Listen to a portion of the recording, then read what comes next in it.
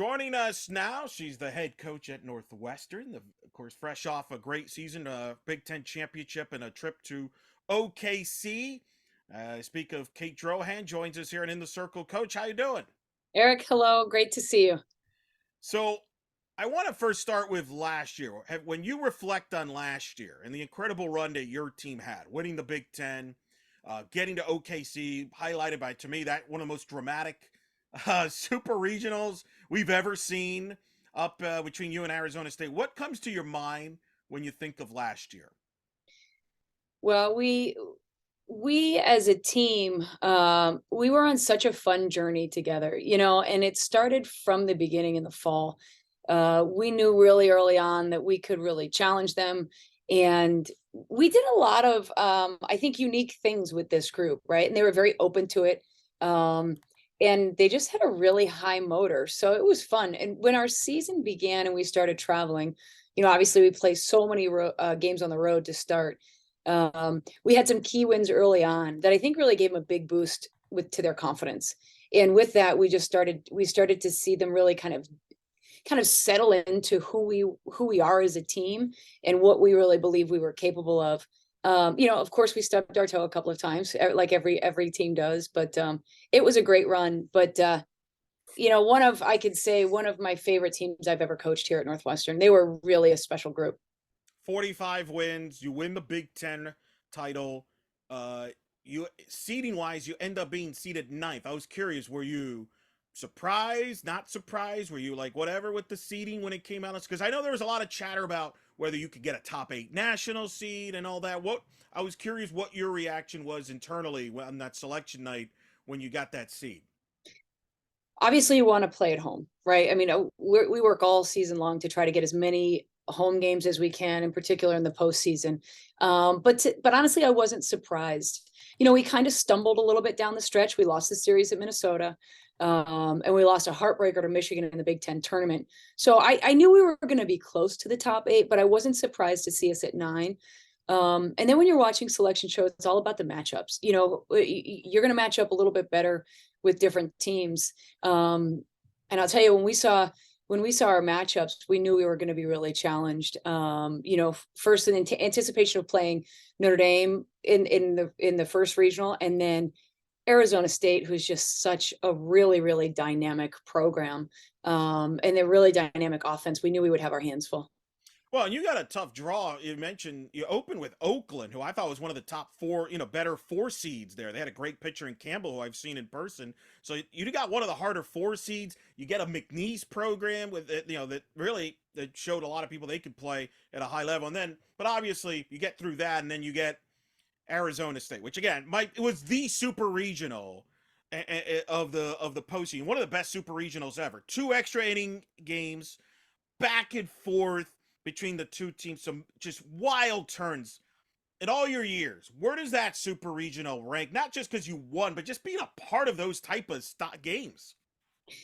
A lot of people have asked me that, and here are the 2 things that I say. First of all, one of my favorite weekends of softball I've ever been a part of. At any level, player, coach, it was so fun to go through that process with our team. It was a roller coaster. We had such unique challenges between the time of day, the weather, the extra innings, you name it. We faced it that weekend. And the second thing I say about the weekend is we got one more hit than they did. Arizona State was so good, and we were so evenly matched. It was literally a game of inches, and the margin of victory was so small. So I think it was great. I think it was great for the game, but I'll tell you, it was a really challenging place to play. They have great fans. And like I said, I thought their team was just so dynamic. And to go back to the regional, I think you're right. Campbell was really good, and Oakland was really well coached. I thought they were really well prepared. It was back and forth at the beginning. And then to get ready for McNeese, they play such an aggressive style of softball.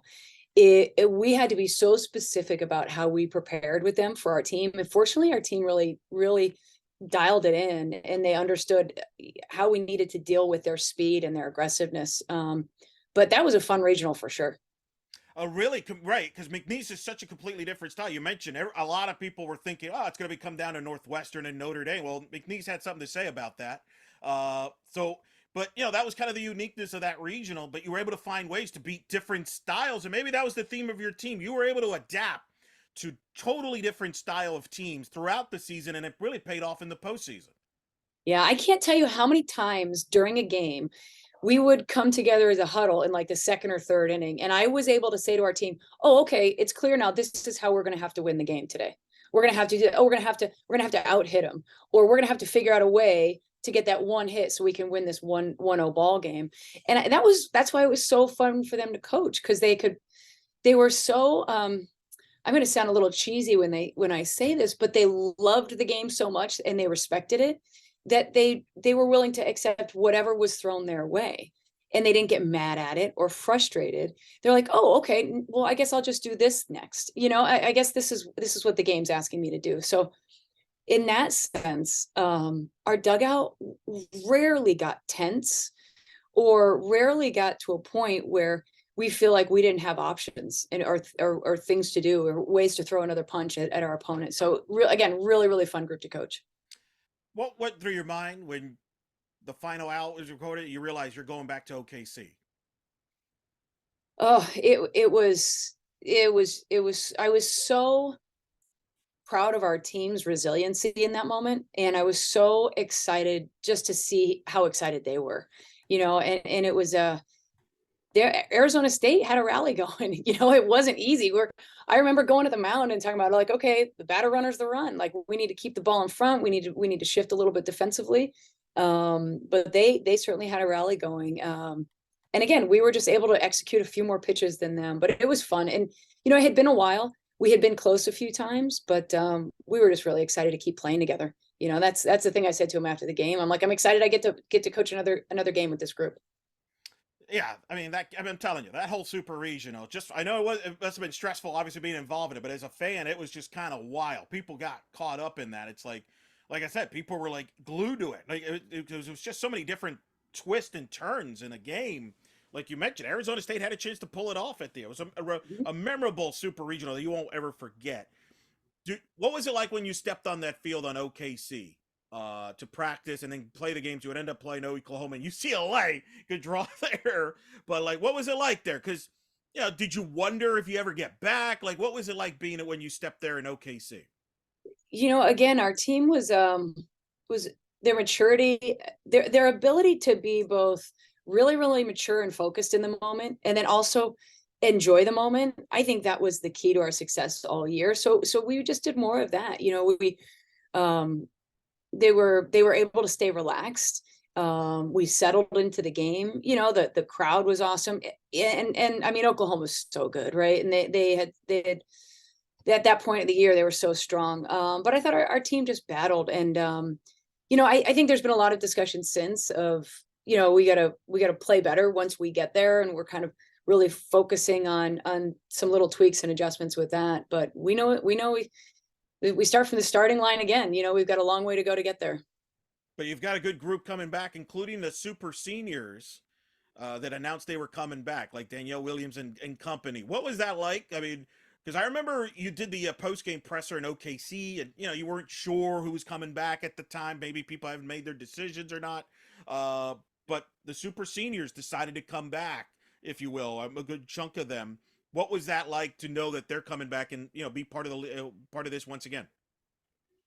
What an interesting process for them to go through. And ever since we learned from COVID that they would get an extra year back, we started to really talk to the group about it and help them explore their options. What made sense for them academically? How are they feeling physically?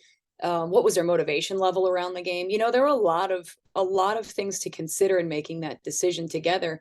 And many of them had already made the decision, but I just didn't feel like it was my story to tell, and I knew they were thinking about doing it together. And then there were a few that were still sort of working it out. And I really respected their process that they needed to go through and the time that they took to make that really thoughtful decision, because it's a huge commitment, right?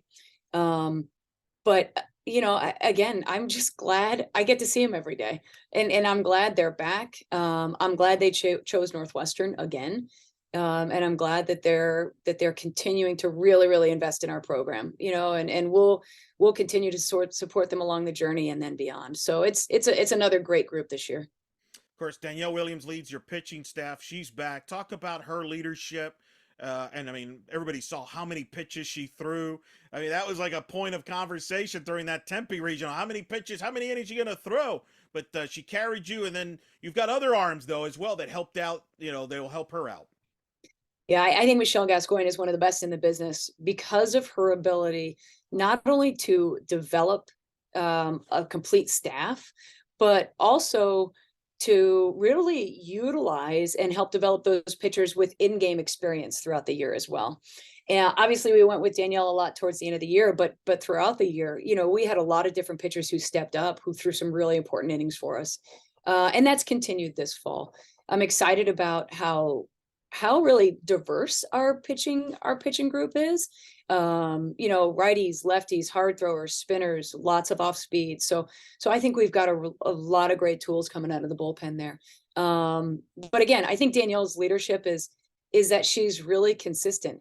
She's really steady on the field. I think her team loves playing behind her, and I think that's a consistent theme with all of our pitchers. They really try to attack the zone. They try to feed the defense, and they really try to control the game by just being really aggressive. And Michelle again does a great job really developing them. And of course, you have an offense that hit 301 last year, 77 homers. You do lose Rachel Lewis. Let's first talk about her because what 23 homers, 62 RBIs, 353. Speak of her legacy for Northwestern. Wow, what an honor it was to coach Rachel, and we'll forever be connected now. But really unique talent in terms of a combination of speed and power. But where Rachel, I think, really excelled is how much she loved the game. She watched the game all the time. She studied the game all the time. She loved to talk the game with me. Loved watching video. Loved preparing to face pitchers. Really kind of dug into her approach, especially this last year. And she's a learner. She just worked to get better each year. And so in that sense, she did a great job setting the pace for our team in the weight room. When we took BP, she was just like kind of a no nonsense, get to work kind of person. And that was something that our team relied on, especially in those difficult moments. But she got a lot of attention last year chasing our home run record, which was really fun, brought the program a lot of attention. But I'm really impressed with how she handled that, how she handled that pressure, and then didn't try to do too much. She was just as happy to take a walk, steal a base, get hit by a pitch, opposite field base hit to score a run. So she really had a complete year last year at the plate, and then was just able to come up with some huge shots for us. Yeah, a 2020 player, 23 homers, 26 steals. She's like a five-tool player. So I'm not going to ask you how you replace her because you don't replace players like that. Right. So what's the approach? Do you expect multiple players to step in and kind of make up for that production? Just talk about what goes into it when you have a great player like that. Is it one of those deals where other players have to step up? Is it multiple players? How do you approach that when you lose a stud player like Rachel Lewis, one of the best players in the country? Yeah. Well, I think she taught her teammates a lot, and I would so often see her teammates try to emulate her in different ways. So I think we'll carry that forward, but it's not like I'm looking for someone to have a 2020 year themselves. It's everybody's just got to be a little bit better. And who wants to be that person in our lineup where opponents are going to circle and say, okay, that's the dangerous hitter. Or maybe even this is the dangerous combination of hitters where we really need to be smart and make sure that they're not going to score in bunches at that time. So I think Angela Zedak, who's a rising fourth year, really great power. She had a tremendous fall. I think we're really counting on her, to step up and continue to grow as we've seen her. And you saw players like Hannah Katie really come on strong at the end of the year, and then Maeve Nelson and Jordan Rudd have been the anchor of our offense going into their fifth year. So they can handle their pressure. They understand kind of how our offense goes. And at the end of the day, it's all about bases, and Rachel got bases for us in bunches. So we're going to have to work to find different ways to really put those numbers on the board. But I think our team is excited about that work ahead. You mentioned Jordan Rudd, 370 last year, 8 homers, 52 RBIs, and a Gold Glove winner. That's a nice to have that variety from her. Yeah, Jordan's great, and all those numbers are awesome. But at the end of the day, what makes Jordan so special is that we could throw Danielle's changeup on any count. It was unbelievable the confidence that Danielle had in her to bounce it in there with a runner on third or two strikes. And Jordan handled that with such poise and such grace. So we're looking for her to continue to grow and continue to do the little things well. And then someone like Nikki Cochran, who's been a really quiet 5-hole hitter for 4 years, who's been really steady. She's got a lot of power from the left side. And then we've got some first years who are really, really, really dynamic. So we're excited about what's ahead. I'll have a lot of really hard decisions to make, so that's a great thing. A lot of great internal competition, but that's what's really going to make us stronger at the end. Well, that's what I was going to ask you. You have so many returning players, but you also have new faces. So it's a different team. You can't just duplicate. You would like to duplicate what you had last year, but they're different teams. They're just you have for many reasons. How do you build that chemistry like you had it last year with a different team? With you have a lot of the veterans, but you also have some new faces to fit in there. Yeah, and we've been really specific about our language that we've used around the team. It's not about getting back there or getting back to something. This is a new journey. This is a new group of women. Even a fifth year is going to be different than they were last year. We're all growing, we're all learning. So we've been really specific. Like, this is our one shot with this group of women to do our very, very best. And our new players have added a lot. They're fun, they're aggressive, they're very physical.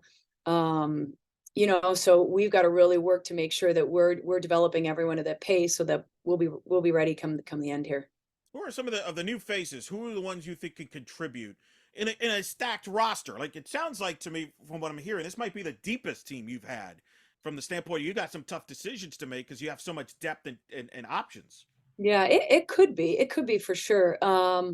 So we have 3 first years and 1 transfer, right? And we've got Bridget Donahue from Arizona, who's an infielder, right-handed, great power.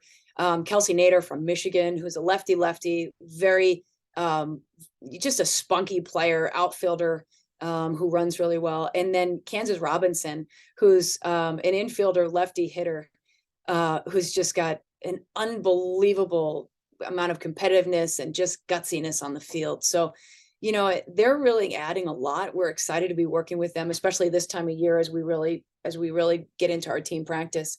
Then we have a transfer pitcher, Cammie Henry, who came in from DePaul, who's going to add some depth on our pitching staff as well. So really fun. We've been really excited about what they've added to our group for sure. With the depth you have on pitching, how do you envision that? Do you see it going maybe 2-3 deep? Do you see it do you have roles defined? Do you just kind of go game by game? What's your philosophy as far as you and Coach Gascoigne as far as the pitching staff's concerned?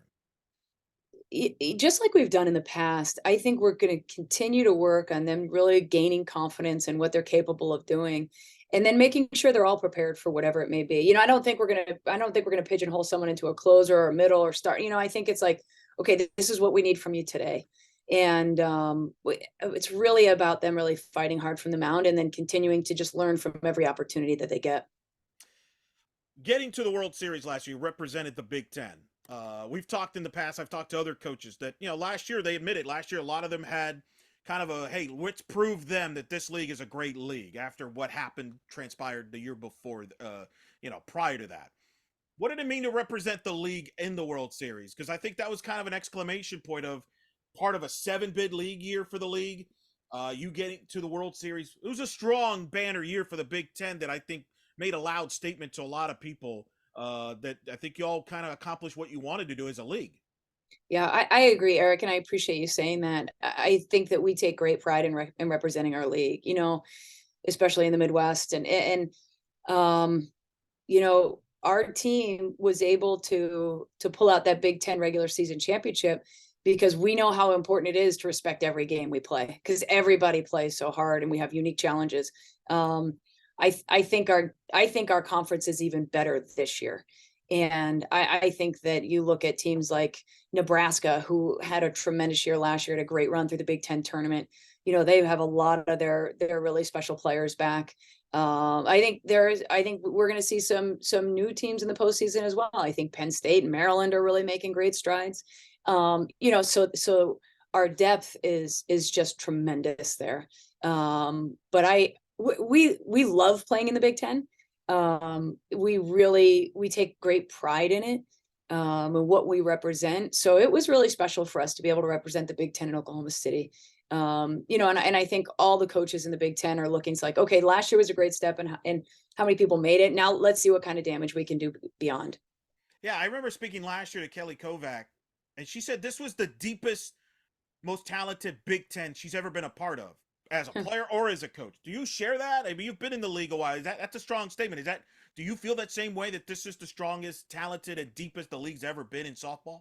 I do. I think that there's so many great players in the conference, and I think our coaches are working really hard, and they're doing an unbelievable job preparing the teams. And like I said, like every game was a battle. Every game was a battle, and I really like where we're headed for sure. Well, I will bring up the Big Ten tournament. You had a dramatic game with Michigan. The only reason I will bring that up, because I know it was not a result you wanted, that would turn out to be the last time you would face Coach Hutch, as it turns out. That would be her last Big Ten tournament. She announced her retirement in the offseason. What was your reaction when you heard the news that Hutch decided she was going? It's going to be strange this year in the Big Ten with when you play Michigan, or Michigan's playing and there's no Hutch on the dugout. Yeah, Hutch has had such an impact on all of us in the game at every level. You know, and I don't even know if she really understands. Um, when I first heard, she gave me a call, and I was sad, because like you said, like she's an unbelievable competitor. She's so fun to play against. She does such a great job with her team, and they follow her lead. And the game will miss her.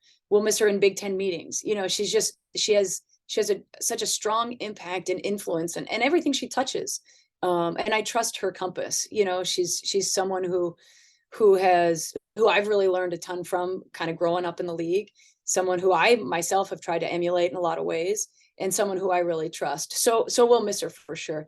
I'm also really excited for her. I think she's getting involved in a lot of different things, and probably will impact our sport globally in more ways than before. But she's someone who I still rely on quite a bit. And I also think that Bonnie's going to be awesome. She's she's just so steady and organized, and so good. I think she's going to be tremendous.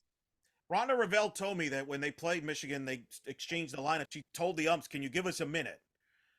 She didn't know anything about what would happen to Hutch down the road, but she just felt like it just felt unique, and she just wanted to take one more, take it all in, being with Hutch there in the dugout, because they've known each other for a long time. You've known each other. Did you get any sense, any feelings when you were playing Michigan that past year? Like, hey, maybe this may not last forever. Let me take it all in. Oh man, it was interesting because Michigan hadn't been to our park in maybe 10 years. Like it had been an incredibly long time, right? And during the game, I look over and I see a football coach over the dugout just coming over to say hi to her. Pat Fitzgerald comes over to say hi to Hutch. And that just kind of gives you the idea of really the impact she has across our whole conference. But to be honest with you, that thought didn't cross my mind in terms of, will this be our last year? I hadn't thought about that, because in my mind, I just was hoping she'd go forever. That's what we all wanted. But I also think that Rhonda has such a great sense about her, and just is so good to the game, and is so good to the people in the game. I just think that was a really neat moment for both of them to share in the championship game. It really was. And, I covered Hutch's, turns out, last regional in Orlando. She was emotional in the post game. So I remember leaving there. I'm thinking, wait, was that it? But then, months passed on. You're like, all right, it's just one of those things. And then, but maybe it was fitting that she would just announce it on a random Wednesday, and nobody saw it coming. Like there was no rumors or nothing. And maybe that was the way she wanted it to do it, or who knows what went through her mind in that time. But it's certainly unique. And of course, another legend, Jackie Joseph, retired from Michigan State, ironically hosting the Big Ten tournament Sharonda McDonald comes in to take over at Michigan State. That's another big part of the Big Ten legacy there. Yeah, Jackie has such a strong voice within our group, and behind the scenes. She's really selfless in that way, in terms of, every day she's like, okay, well, what's the best thing for the sport? What can we do for Big Ten softball? Just really incredible perspective. And that's why I think she's thriving so much as an administrator right now, and helping out all the coaches there at Michigan State. But Jackie's another good friend who will miss a ton. And has had such a strong impact on all of us in the league. Does it feel weird for you? Like, it's like, wait, where are all my friends going? like what are we doing here? Like, you and Rhonda right now are the vets now in the league. There, you're kind of like standing up there. Yeah, but I also think that our coaches in our conference are really really dynamic and really smart. And I think that there have been so many new ideas and so many different angles that we're trying to approach. I think our group is doing great, and I'm excited to work from them and learn from them as well. You seem to, I can tell in your voice, and we've talked in the past. You enjoy the game now even more than you did when you first got in. Is that accurate? You still have that passion. I could tell. Oh yeah, this is a great way to make a living. I mean, I'm so fortunate to be at Northwestern and to have a place like Northwestern that just so invests in the complete student athlete experience. And if you look at our program, we've essentially had two head coaches here in the last 45 years.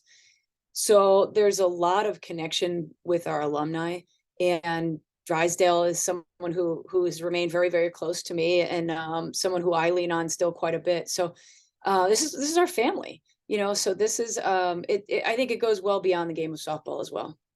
Couple of national topics when I hit you up. Replay obviously has been a part of now of postseason. Was part of the Big Ten tournament as well. Where is it as far as the Big Ten? Is it going to be part of the regular season? What's your thoughts on instant replay? I think we're moving in the right direction. I think we're close. I'm hopeful. I think instant replay is a necessity in our sport. I think it's only going to make the umpires better. We saw that throughout the course of the year last year. And I think that our fans are sophisticated. Our fans see replay in every other game, in every other sport. So I think it's kind of part of it's part of a viewing experience now for sports fans. I think the key will be to keeping it really short and having it not extend our game and keep our game moving like we really wanted to do. But I think we're close, and I love what we've done on a national level. Yeah, I hope you get it for conference games, because I do think I've talked to coaches. Some of them have had, like, it does get, you have to get used to it. Like, if you go through a season not using it, and then all of a sudden you have it in postseason, yeah, you kind of like, oh, that's right, I can challenge this at certain things. Whereas other conferences have it already, they're like, all right, this is part of the norm. So I do think that's a factor from a competitive style, don't you? I do. And what we tried to do last year is we tried to just pretend we were using it in every game. And would we have challenged that? So in the dugout, our team really understood kind of what could be challenged, what couldn't be challenged, how they could give us information to help us make those decisions. But I'll also tell you, my team, teases me all the time that we were 0 in the postseason with all of our challenges. So they're like, yeah, way to go. Nice job. But we'll continue to work at it. But I think it's a great thing for our sport. Did you respond by saying, look, when we practiced during this regular season, we were nailing it. Like, we were on top of it, right? It's good. Yeah. I mean, they're not wrong. By the way, every coach I've had on has told me they have missed every call. So I don't think anybody ever wins a challenge. Maybe I'm wrong. I don't have to double. We need to get SIDs to keep track of this stuff. We need to I'll get you the numbers. There are stats on that, Eric. I'll get you the numbers. Very fair. One thing that just passed recently, there is the volunteer coach will become a full-time position coach now in sports like softball and baseball. What's your reaction to that? I know you've been heavily involved, and obviously with other coaches and talk. What's the reaction to now starting in July having a fourth paid assistant as an option for softball? I love it. Right. I think I love it. When I reflect on my time at Northwestern, right, 22 years, I mean, my role as a head coach has evolved tremendously, right? And we're being pulled in so many different directions, as are the assistant coaches. I think this is a really important step to continue to grow these sports and to continue to get the kind of instruction that we really want to get to our student athletes, and also to fill the needs that we have recruiting. and the amount of travel that we have to do. So I think this is a great move for our sport, and in the long run, it'll really serve our student athletes well. This past fall, volleyball women's soccer experimented with seeding 32 teams versus 16, expanding it to 32 seeds, trying to create more parity in the brackets, not as geography, focused. Uh, what's your thoughts on that? Do you think softball should follow that? Because I've heard different things from coaches in softball. I've heard some want to do that. They're hoping they can seed more than 32 or at least 32 in a minimum and expand on that because, like in your situation, when you're hosting, you probably know who's coming, and it's usually pretty good teams. Like a Notre Dame could come there, Oakland bust there. I mean, you get stacked regionals. There's other coaches that think it's not as big of a deal because there's not a big difference now with the parity in the sport than there was, say, 10, 20 years ago. Where do you fall on that? Well, I think we have to get as much data as we can from how it worked out with volleyball and soccer. Really, really to see, like, look at the nitty-gritty of it to see how it impacted those decisions that were made. I am a supporter of not having the same matchups year in and year out at the regional. So if that can help, if I don't know, will that help the cause? Will it hurt the cause? I don't know. So we have to kind of look into that. I like to mix it up a little bit. But again, teams have worked all year, and if you can give them one other way to kind of allow for them to reap the benefits of their body of work over the course of the season, then I'm all for it. Yeah, I mean, I do think that's a big factor because, yeah, I mean, not to make, you got a tough regional. I don't think it's any secret with Notre Dame, McNeese, and Oakland, and geography played a role in that. It wasn't, whereas if you maybe seed 32 seeds, maybe you get different teams. Not to say you're going to get lesser talented teams, but at least you have some different variety. And the sport's become national, I think, which is a big factor in this. And I think people get excited with different matchups. Yeah. And I learned I think the selection committee did a great job Yeah. last year. I think they're really thoughtful, really, really good work. But something that Drysdale told me a long time ago, she's like, there are gonna be years where you feel like you got a better seed than you earned. There'll be years where you feel like you got the short end of the stick and you didn't get what you deserved. And so I have really kind of not not gotten too caught up in that.